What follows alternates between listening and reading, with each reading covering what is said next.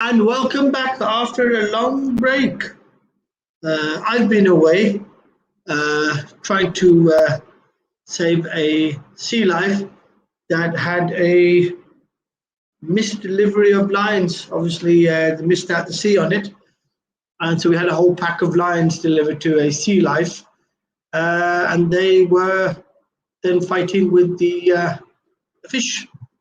So we had a big issue because lions can swim, but they're not naturally prone to staying underwater. So, anyhow, exciting times. The saying for the week is um, even flowers come back after the harshest of weathers or winters. And it's probably inspirational saying directed towards everybody coming back from lockdown and COVID. Slowly things are getting. I mean, the ironical thing is they're talking about lockdown, but the football matches seem quite full. Cricket seems full stadium. So I'm not sure how they are balancing it. But anyhow, things are slowly appearing to be normal, especially those things where there is money to make. So yes, so things will get. So everybody will come back, or every flower out there. We've got a long flower, 6 foot tall flower called Lakhi Singh, the property fixer, and he's still been around. He's been around even during the bad weather, helping people, helping people struggling in property and in finance, and also in various matters evolving around property, legals. Um, so the saying of the week again is that flowers have a way of coming back after a bad season or the winter, and therefore all those flowers out there will come back. So there will be light at the end of the tunnel. And the topic for today is how to create your multi-million pound portfolio using bridging finance. A clever tool, a quick tool. And I think there's been quite a rapid change in the market. I think Lakhi Singh is going to shed a bit of light on that for us. A lot of lenders coming up, a lot of private and institutional lenders coming out with new lending formulas, trying to take advantage of the quiet. And now that the market's switching back on. Good morning, Lakhi Good Singh. morning. How are you doing? Yeah, I'm good. How are you doing? I'm very well, thank you. Excelente, excelente. So, are you a bit of a flower coming back after the bad winter? Or are you more of a nettle, more like a cactus? What type of flower are you? That's a good question. I think I'm a bit of a daisy rose. A daisy rose, right. That Yeah. sounds a bit more like an onion bhaji dipped in red sauce. But It's anyhow, there something you like that. can see the rose in front of me now. Can you see it? Yeah, right. Right, okay. So you're obviously, are you walking to work? No, I'm just in my garden at the moment. You're in your garden. Yeah. Okay, cool. Right. So today's topic is you can make a multi-million pound portfolio from bridging commercial bridging finance. That's what we're going to call it. Right, sir. So what do you have to say on that topic? Well, I think the topic is a good one, but I think bridging is just one way that you can raise money. So I think there's about 100 different ways that you can actually raise funds. Mm-hmm. So I think discussion should be more around all the different ways that you can raise funds depending on your disposition, so to speak. What is your position? So, and what's your level of knowledge? So there's if you want to go specifically into bridging finance, that is probably the more expensive route for getting money. But if you want to purchase properties quickly, then it's not a bad route. But you need to have the tools available to be able to refinance. So I think understanding the intricacies around bridging is very important. So I can actually give you a quick.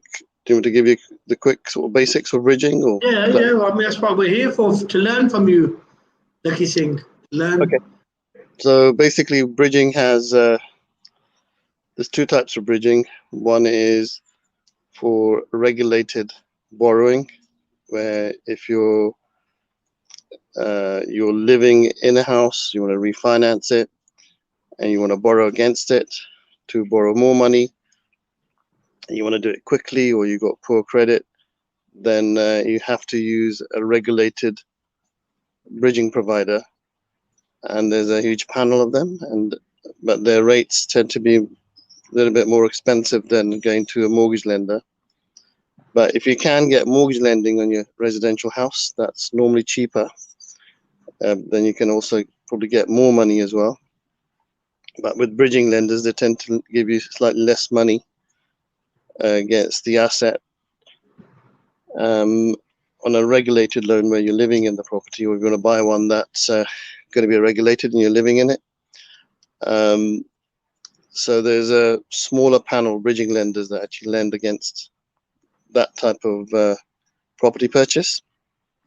So I think when is it that you do need to use bridging? It's when you've got maybe a financial issue, or you've got a financial advantage. So let's say you find a really good deal, but it's above your budget, or your chain's collapsed. You're looking to purchase a house, but your own sale hasn't gone through quickly enough, but you're further the person you're purchasing from, their further sales going ahead, and they want to complete on that property, but you're in the danger of losing the purchase. So in those circumstances, a lot of people choose to use bridging as a tool, as a way of actually solving their problem. So typically they would need to get money quickly, and mortgage lenders actually take a lot longer.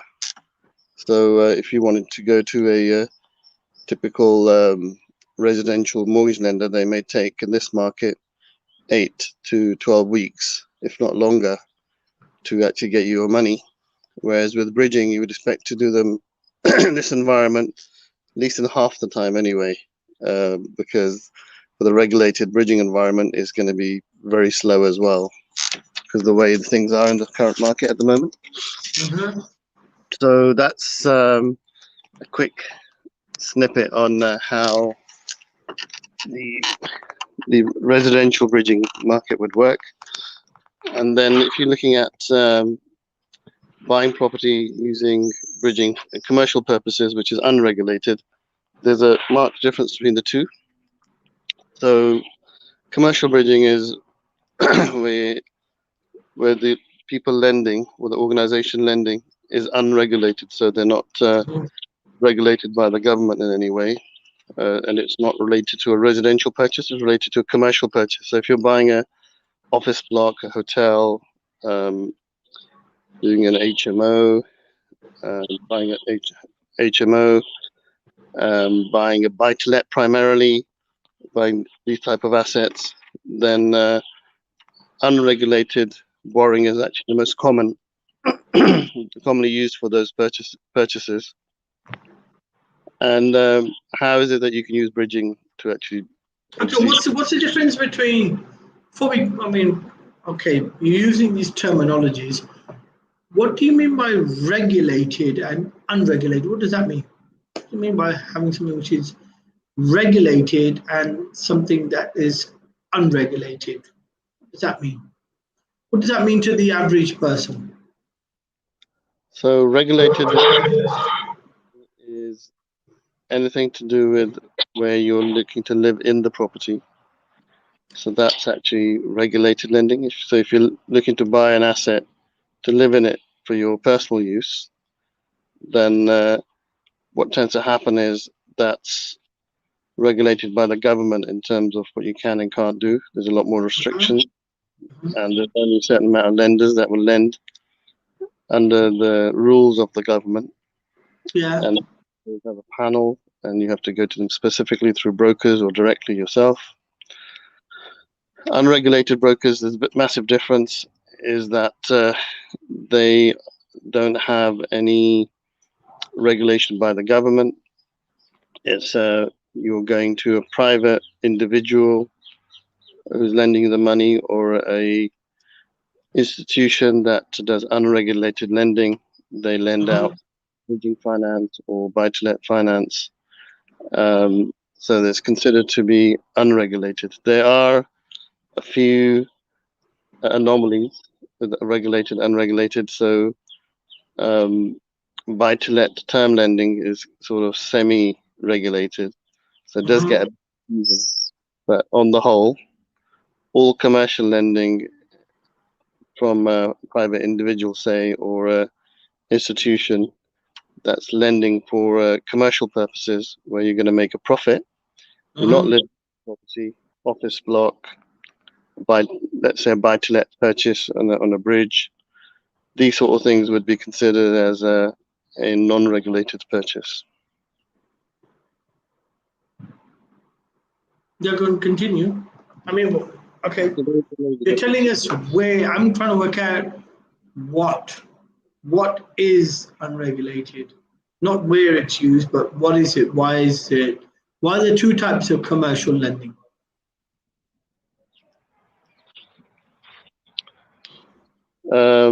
No, there's not two types of commercial lending. You've got residential lending and you've got commercial lending. There's no two types.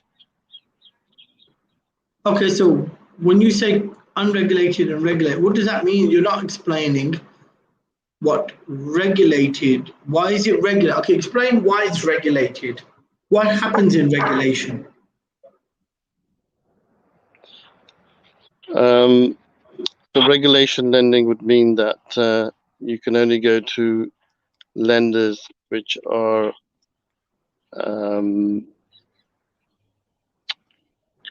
they are on a panel which pretty much tick the tick list, or the list of the FCA and the government, the regulatory body, to ensure that people are protected when they're taking on their mortgages.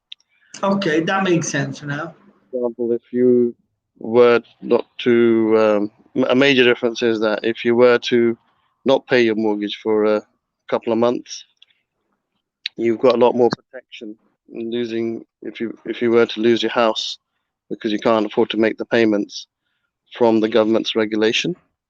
So if you weren't to pay, then they have to give you a lot more time, and they have to be a lot more reasonable with you to allow you time to either get a job or pay off the arrears or go to court and plead your case if the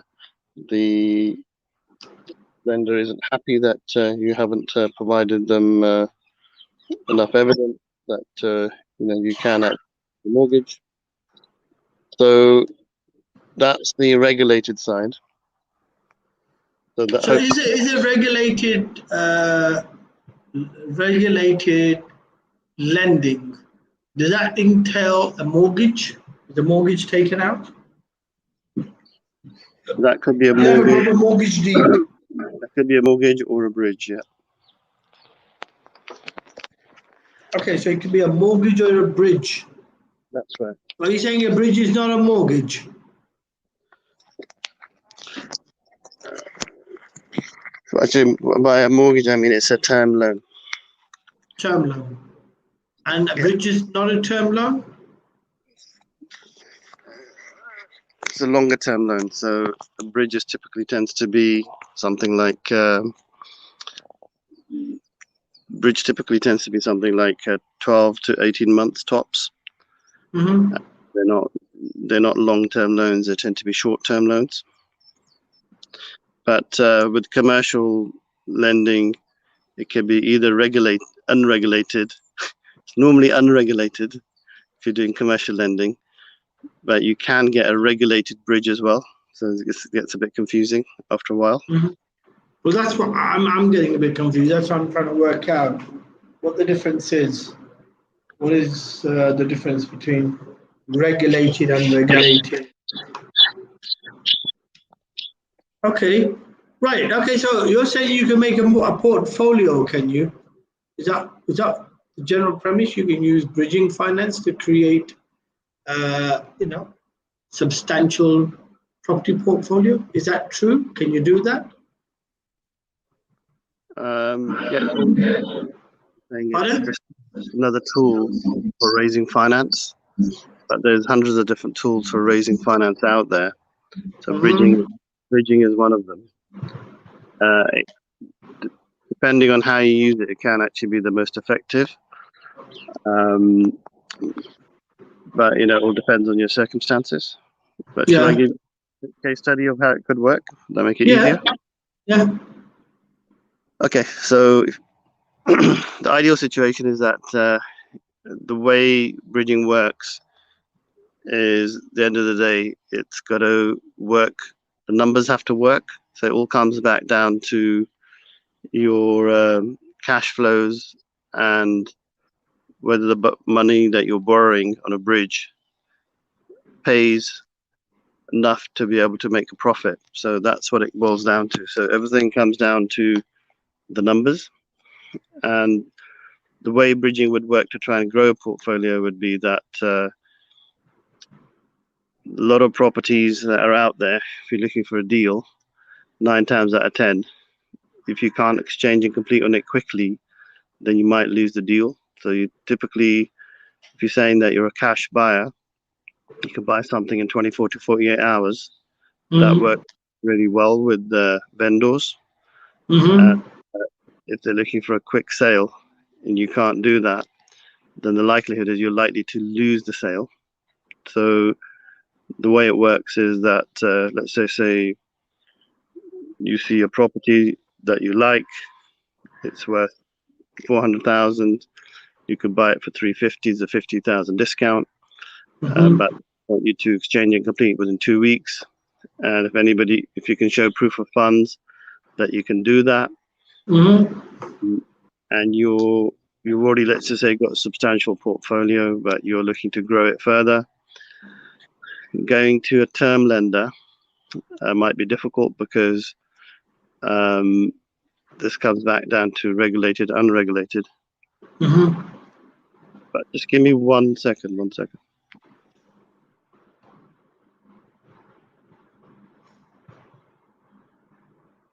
Okay, while we're giving Lakhi a few seconds, are you back? Okay, while we're waiting for him. So the topic is building a property portfolio, or at least an empire or a substantial portfolio using bridging finance. I think probably is possible, but I think you have to be seriously well geared in terms of positively, not negatively. You're very strong, your cash flows and your equity has to be strong. And I think the way you rotate the bridge has to be clever. So you redeem. So one of the biggest problems we've had with lots of bridging loans, commercial lending, is that during lockdown, because none of the lenders were out there, problem exiting the bridge. So they've fallen into default. And having fallen into default, they're stuck in a financial problem. That means they're now into a matter of either LPA receivers being appointed or going to court. where the property or the original commercial bridge loan was perfectly correctly taken out, but they're now stuck in a pickle. Yeah, Lucky, you're back.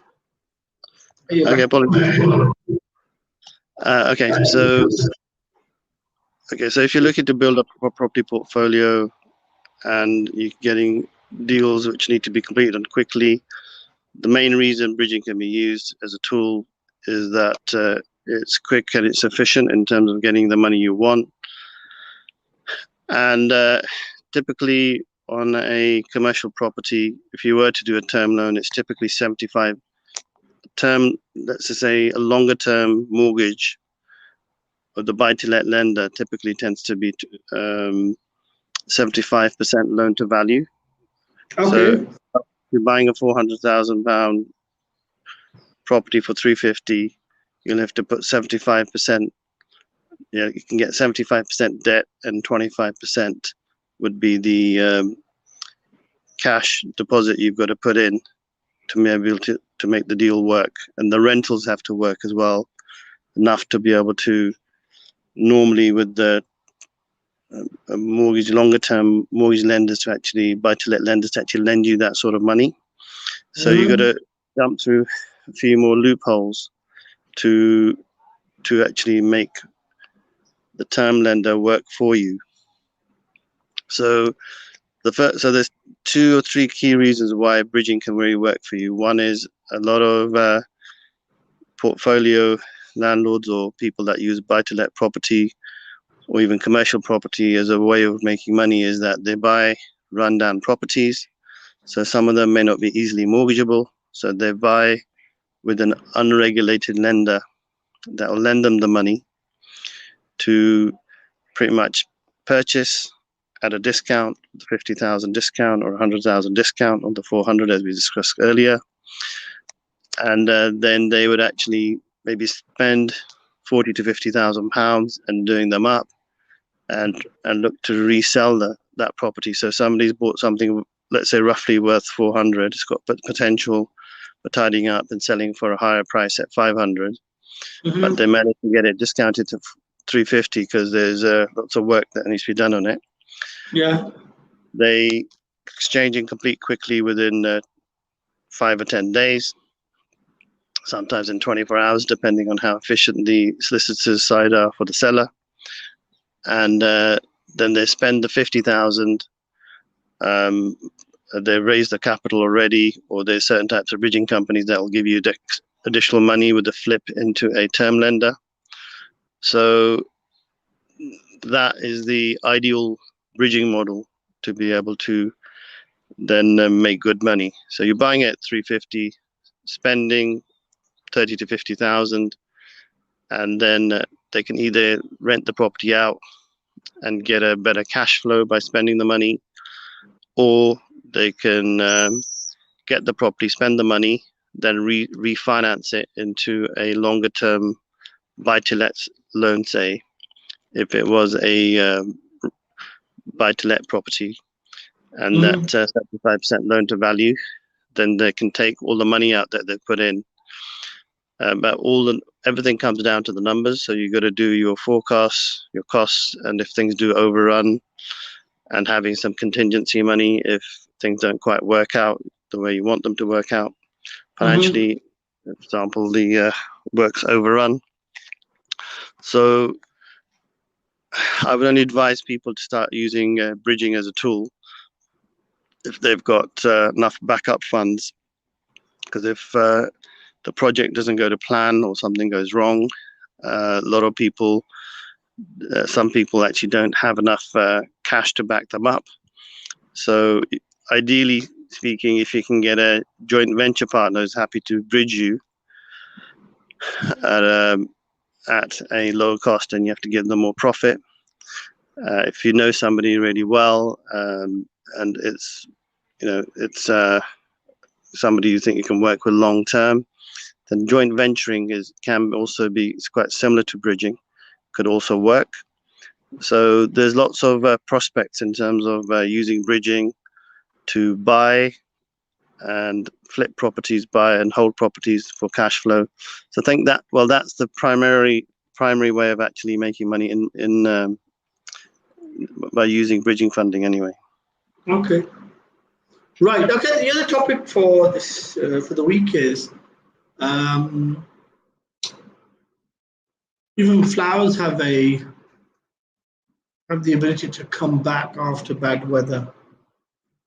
Do you think you're a bit of a daisy? Do you, Lakhi? 6'4" daisy, or do you think you're a bit more like a tulip?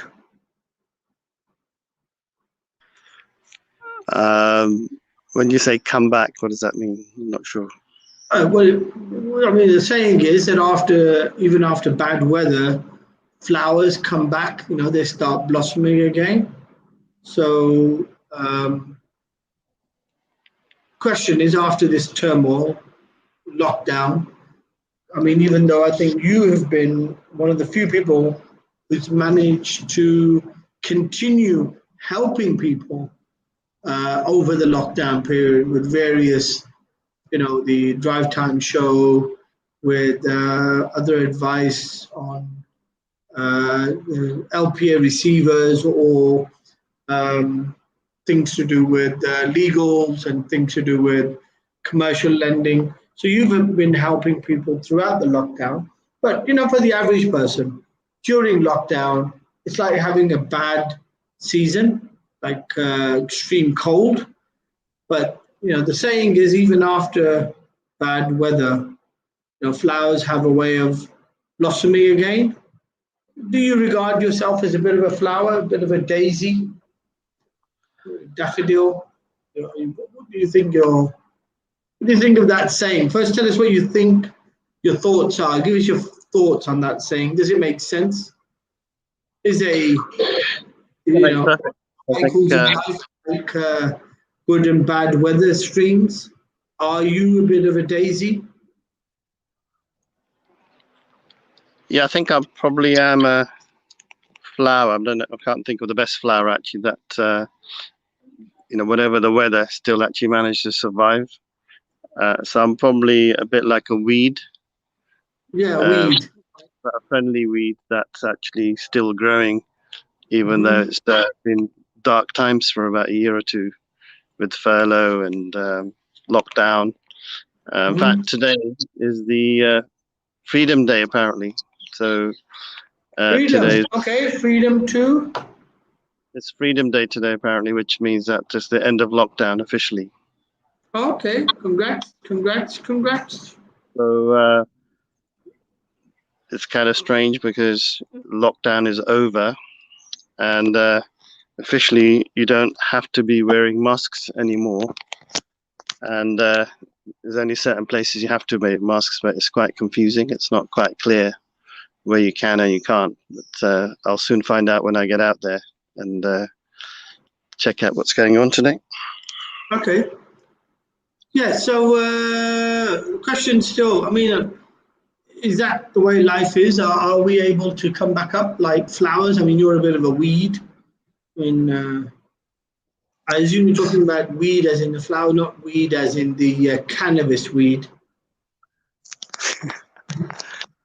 I'll leave that to your imagination. Okay, cool. So yeah, so you're a bit of a flower, and you're saying, you have managed to stay around. Are people like flowers? Can they come back after this difficult period? Will they blossom? I think it all depends on really how well they've been watered throughout the process. So if they've been regularly watering themselves, looking after themselves mentally, physically, emotionally, keeping their strength up. I think you and I were having a discussion over the weekend about panorama, about emotional well-being and long COVID. There's over 1 million people that are suffering from long COVID in the UK. Long COVID, yeah. Is ongoing. Long COVID is where people are still suffering the same sort of symptoms of COVID-19. So it could be very, very, it varies depending on the person. So it's feeling tired and exhausted and developing higher temperature. It's not able to put things together cognitively as easily as you were before. It's also well, I think those are the key things that most people are suffering, and it's sort of mind fog. So I watched part of the program. I might have to go back and watch it again actually to find out a bit more. So going back to the analogy, if you've been feeding yourself and regularly, there's certain plants, if you don't feed them, they will die. With other plants, if you don't even feed them that much, but feed them enough, they can actually sustain a lot of non-feeding for even a year or two, and they'll still come back up again. I think what's the main flower a lot of people buy as a birthday presents and things? I can't remember. Is it that sort of grows year on year? And even cannabis? I think you got cannabis on the mind for some reason. No, I'm just saying, that's the type of thing that people buy in their birthday, isn't it, to enjoy themselves? I don't know about that. I'll leave that to your friends. Yeah. Yeah, I'm just. So it's I can't remember the plant now. That's a really beautiful plant that you can buy nearly every shop or store as a present. What is that? It's a potted plant. Potted flower, actually, should I say? Potted flower. You mean or a Uranus?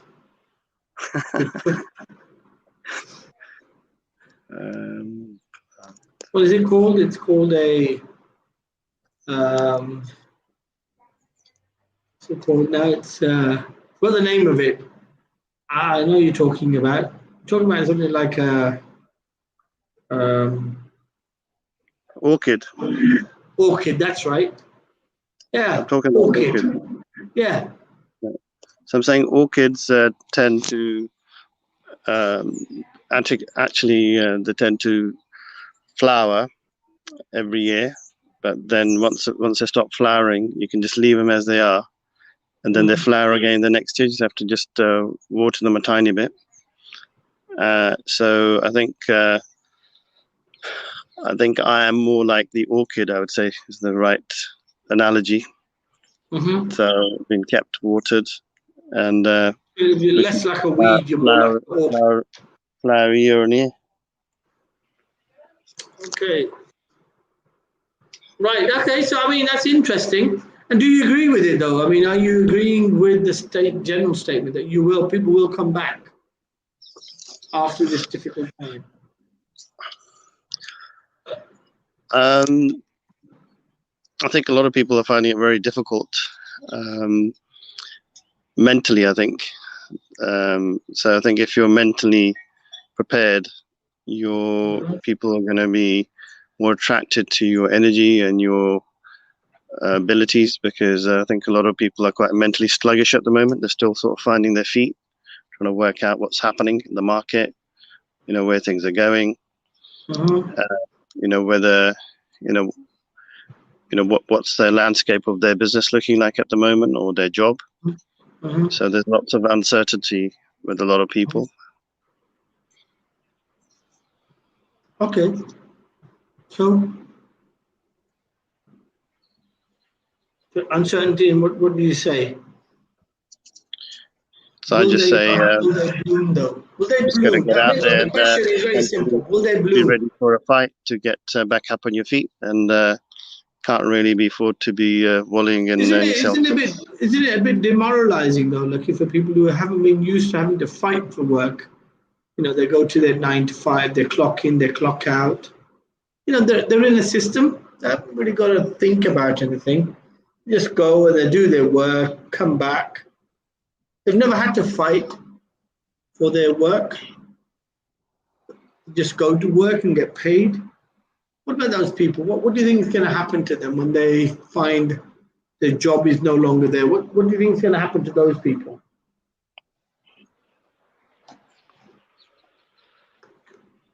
I think it's going to be trained for a large bulk of the population.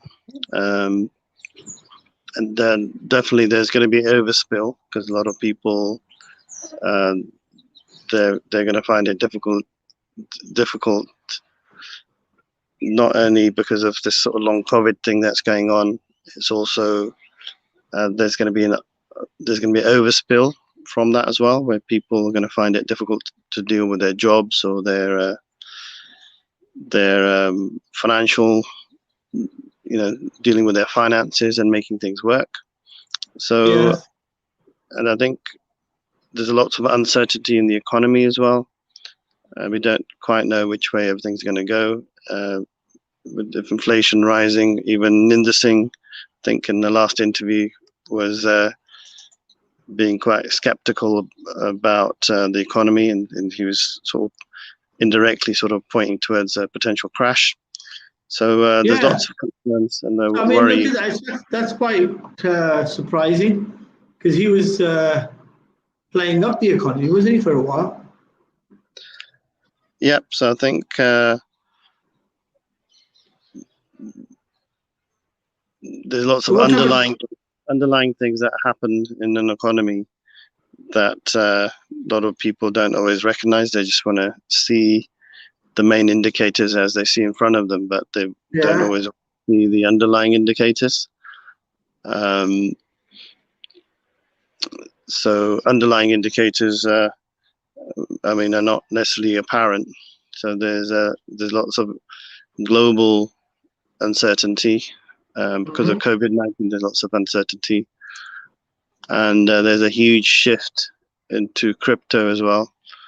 Crypto and Bitcoin type currency. So there's a lot going on, a lot of change in the way the global macroeconomics are working in terms of determining the future of the world. Are we going to be cryptocurrency globally at some stage in the next run by some sort of Chinese or American-led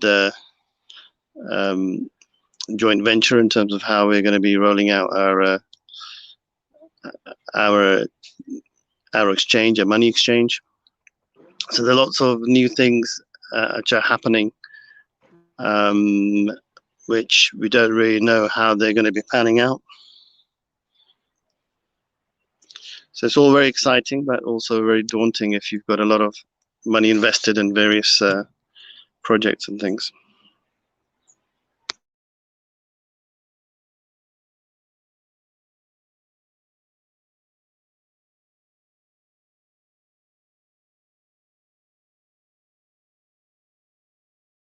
I think you were frozen, is that right? Can you hear me still?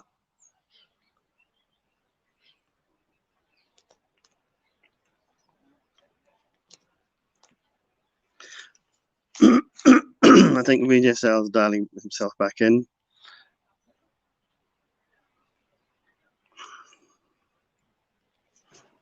Rightio. Sorry about that, Lakhi Singh. Had an important call come in on the red phone. Got to change into my ninja suit, and I'll be in the underground soon. Right. Okay. Very lucky. So continue with it. Let's continue talking. Okay. I mean, it's quite surprising because we had Ninder for the whole of last year as well. We had him at the beginning of this year, and he was talking about things being up and up, and 21 was supposed to be the new boost to the economy, and 22 is going to be the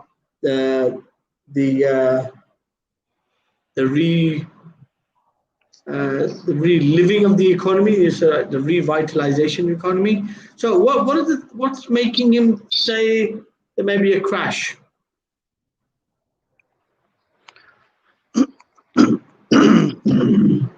Well, Well, I'm not too technical on it, so I can't remember exactly the conversation. But I think it's primarily based upon increased inflation, is my understanding. So inflation is going to kickstart interest. Is that what you're saying? Yep. And interest means a boom bust thing. Yes. Yeah, I mean, it could lead to a potential crash in the economy. I mean, I'm surprised actually that we're, the amount of money that's been pumped into the economy during COVID-19. Why even house prices are actually even going up at the moment, because they seem to be going up month on month. But with the stamp duty break and with the furlough ending, I'm not too sure how sustainable the house price increases are going to be as well. Because So you're saying there's another like a crash in the house market as well? Yeah. I think it's on the cards that there's going to be a correction. How much is going to be the big question. Some people are saying 5%, other people are saying 50%. So 50. Yep. Big difference, 5 and 50, but 45% the difference. That's right. Okay, so what's the Bank of England saying about it, Lakhi? I haven't really followed what the Bank of England is saying recently, to be honest with you, but there is speculations that interest rates could be going up at some stage, but I haven't really followed the most recent trend, because they've just artificially kept the interest rates down because of COVID-19. Haven't really based it upon any the economy or what's really happening in real life. It's all to do with the pandemic, and it's still. Okay, so right, so I mean, if that's the case, then isn't bridging finance a bit risky to take on? I think nothing is ever risky if you know what you're doing, and I think if you put all the parameters in, take in the worst case scenario, and you've got enough financial backup, then you can't really go too wrong. I think it's only when you maybe overextend yourself financially and you haven't got the right contingencies in place, then I think it is dangerous and risky. So if you haven't done it before, you don't understand how it works, and if it's tried and tested, you've done it 10, 20 times, you've got enough financial backup, got fallback, then Isn't this market a cash is king market then, Lakhi Singh? Would you say that's a fair comment? Anybody who's got cash is going to be in a position to make good money. Yeah, definitely. I think that anybody that's got cash will make good money. Only if the market corrects itself, though. At the moment, there's very few deals or property investment opportunities that are easy to come by. In fact, a lot of buyers are crying out for deals at the moment, and they can't seem to be finding anything, because we specialize in the distressed market. We get a lot of people knocking our door wanting deals, so we're super busy in terms of inquiries, but we don't just specialize in actually sourcing distressed assets. We help people with distressed assets to try and get them in a better position, so that we don't always help them to sell. We always help them to try and restructure themselves so that they reduce their costs and increase their cash flows. So whereabouts in the country do you think the crash is going to happen first then?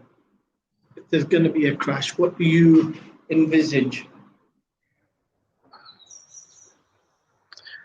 Normally the crash starts from London, then it ripples out.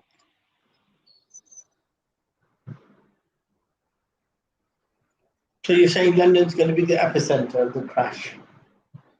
I don't know, to be honest. I like to say, I really like to put my name on it. Well, your bad judgment. Yeah, probably start from London. So it usually starts from London, doesn't it? Then ripples its way out to the less affluent areas. Isn't it the other way around? Isn't the less affluent areas that start suffering because they can't afford their portfolios and stuff, and they don't have a lot of disposable income, and then it works its way to the centre? Isn't that the way it works? Well, I don't know. I can't necessarily put my name on it, but from what I think is that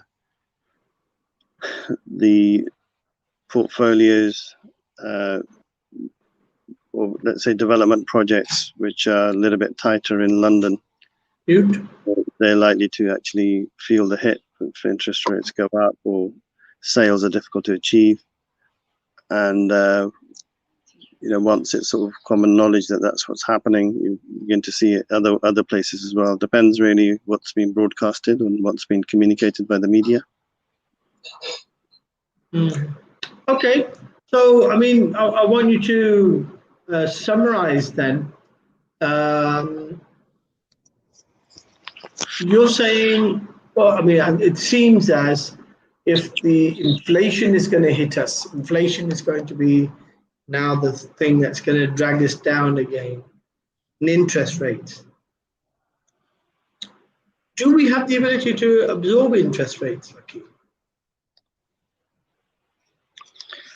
I mean, I think when I got hit in 2008 time, 2007, 2008 time, the interest rates were, I think from what I remember, around 2%, and they went up to about 4%.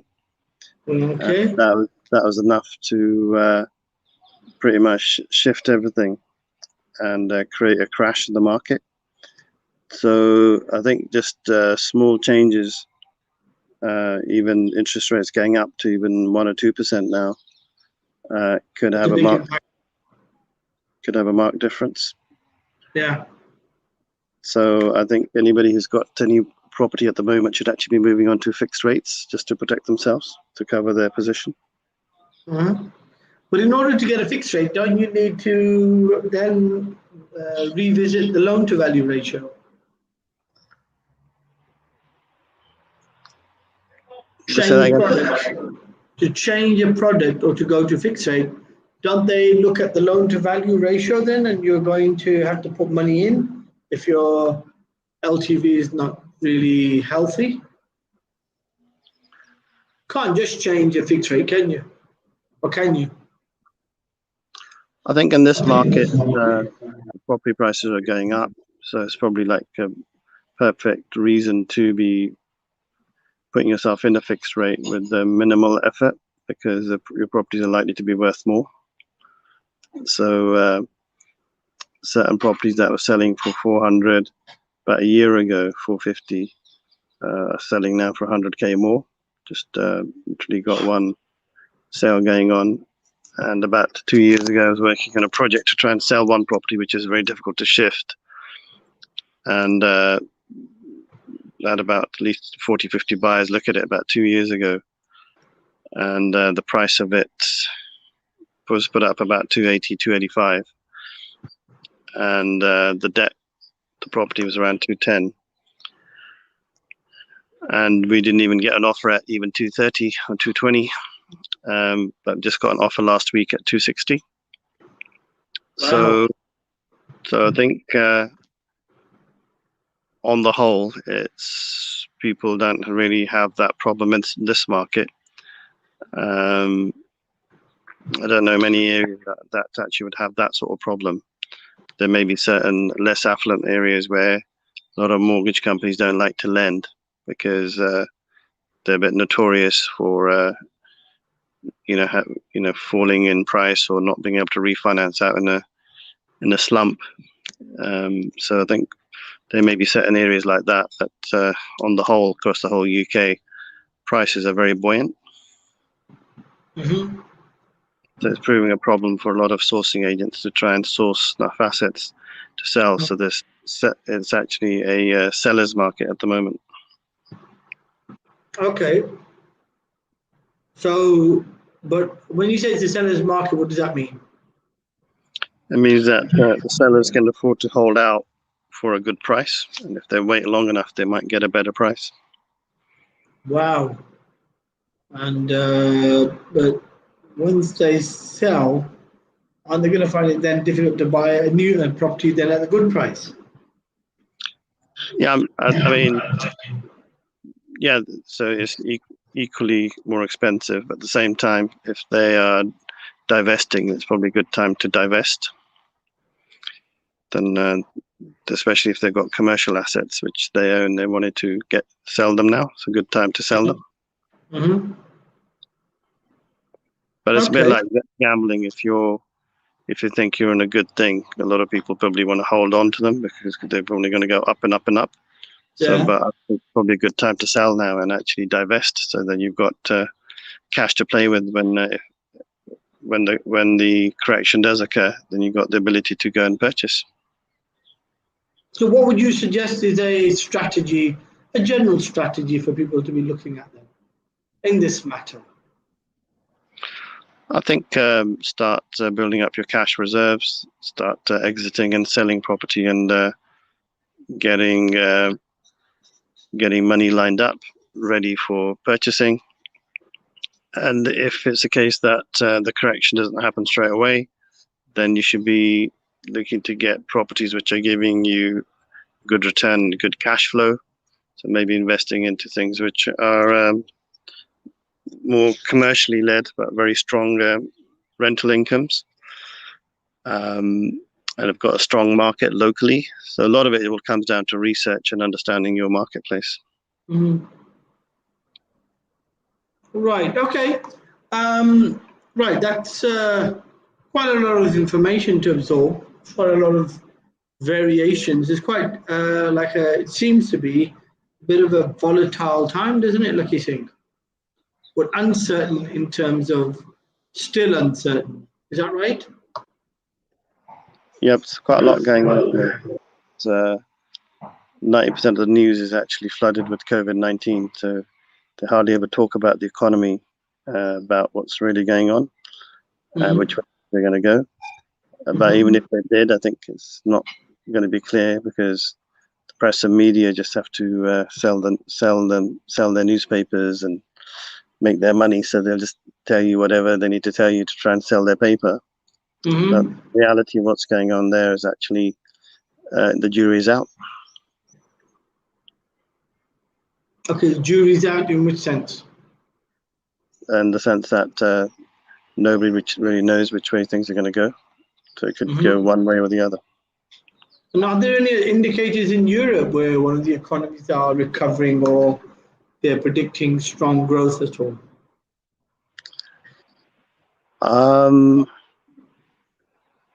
Haven't really looked at any European trends, to be honest with you.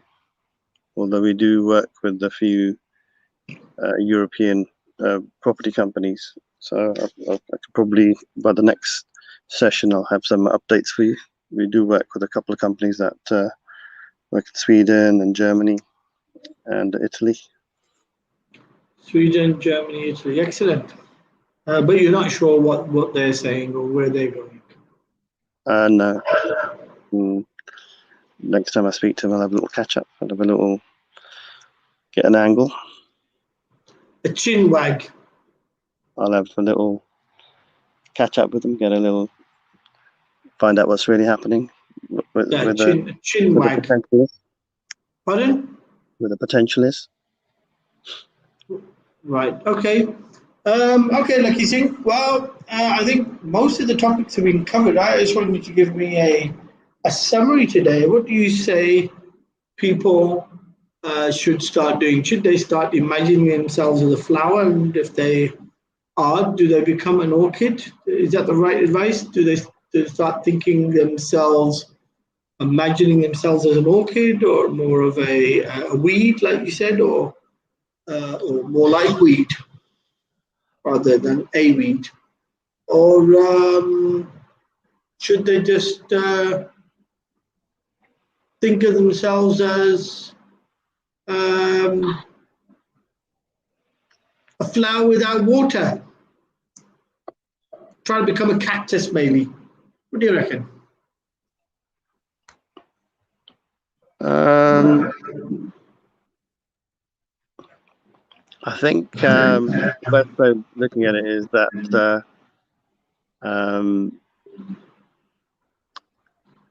over the last couple of years, lots gone on.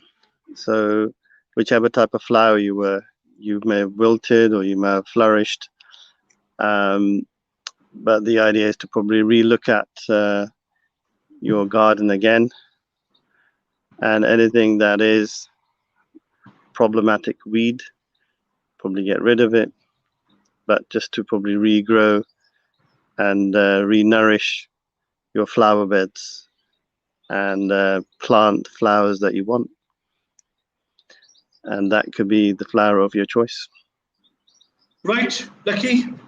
Being the flower of choice, so we've understood that. An excellent opportunity to come back as a new flower, maybe come back more as an all-weather flower, something that stays green all the time. But anyhow, either way, times are slightly uncertain, and I think this is part of the economic cycle. Should all pray for the best, and we'd like to see everyone back in work, back to where they used to be, on their 9 to 5s, in their trains, in their planes, in their automobiles, coming to work and going home, taking a hard day's worth of work, feeding their children and their loved ones, and having a stable life. And I think I was talking to you the other day, Lakhi, wasn't I? I said, look, every person on the planet, whether they live in sunny Mauritius or they live in sunny Liverpool, or it's Brighton, or it's Manhattan, everybody just wants a decent life. Is that right, Lakhi? Everyone just wants to have a decent life. Yes? That's right. And once they're depending upon a system to provide that life for them, I think that's when it becomes frustrating, when things are out of their control, when they can't see the wood from the trees. Is that right, Lakhi? Is that the right way to describe it? Yeah, I think spot on. I think a lot of people, the basic fundamentals of their life have sort of crumbled, and there's lots of uncertainty, and that's obviously when the basics actually become slightly difficult to achieve. It's quite daunting for a lot of people. Yeah. Okay. Well, we'll say goodbye. Thank you very much for your input and time, Lakhi, for your advice on using bridging to create a portfolio. And bit of inspiration there. Probably time to change the type of flower you are, become an all-weather type of flower or an orchid. Either way, thank you so much for your time. Speak to you on Friday in the live drive time again. I think we've still got about 1 minute yet to complete the hour. I can freeze myself for 1 minute. Yeah, that could be quite difficult. Okay. So give us a last. Yes, we got 1 minute and 20 seconds yet. 1:20, right? Okay. Let me check from the studio. How long you got?